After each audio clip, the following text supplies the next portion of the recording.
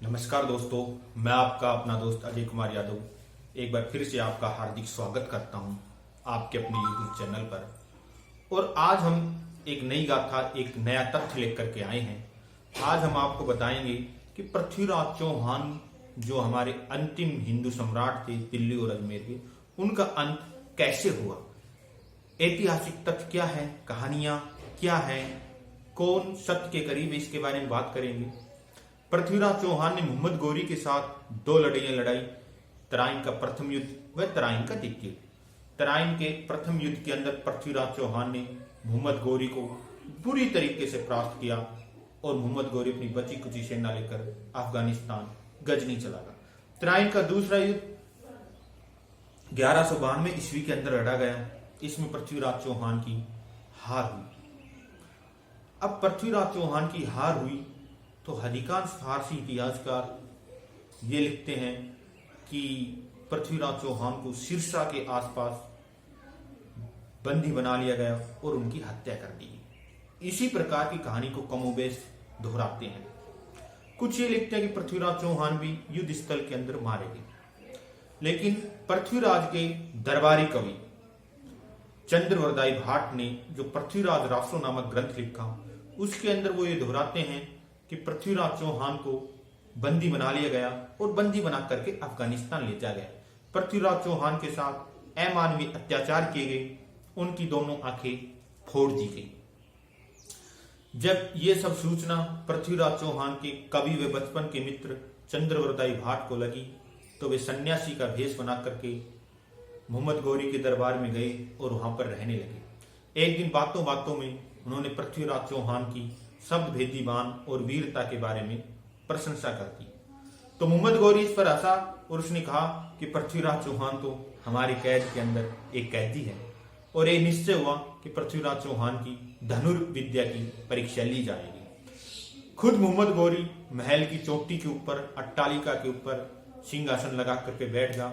नीचे पृथ्वीराज चौहान को बुलाया गया तो चंद्रवरदाई भाट जो उनके बचपन के कवि व मित्र थे, उन्होंने एक दोहा पढ़ा कि 4 बांस 24 गज अंगुल अष्ट प्रमाण, ता ऊपर सुल्तान है मत चुके चौहान। ये दोहा लोक के अंदर बहुत ज्यादा प्रचलित है।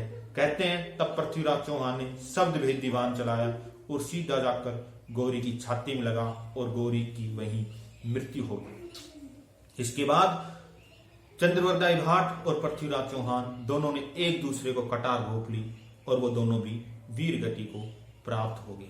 लेकिन जब इतिहासकार इन तथ्यों को ऐतिहासिकता की तराजू पर तोलते हैं तो ये सत्य के करीब नहीं पाते हैं, ऐसा इतिहासकारों का मानना है। क्योंकि इतिहास में मोहम्मद गौरी की मृत्यु सन 1206 ईस्वी के अंदर लिखी है। जब सिंधु नदी पार कर रहा था तो उसी समय कुछ डकैतों ने उसकी हत्या कर दी।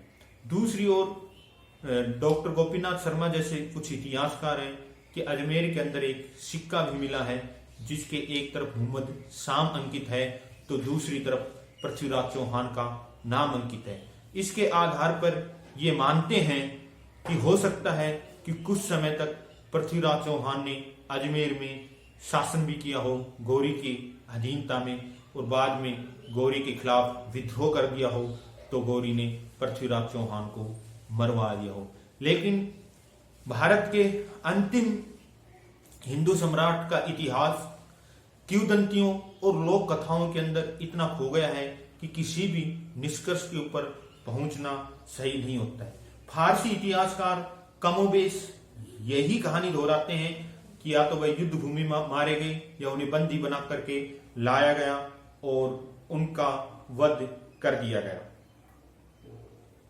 अब पृथ्वीराज चौहान का अंत कैसे हुआ, इसके बारे में एक जर्नल राय जो मैं बताऊं वो यही है कि हो सकता है कि कुछ समय तक पृथ्वीराज चौहान ने शासन किया हो या उन्हें अजमेर बंदी बना दिया गया हो और बाद में उनकी अजमेर के अंदर ही हत्या कर दी गई हो।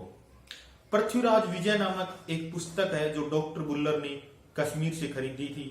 कश्मीर से खरीदी नहीं, कश्मीर में जो उनको मिली थी, उसको विद्वान इतिहास के ज्यादा करीब मानते हैं।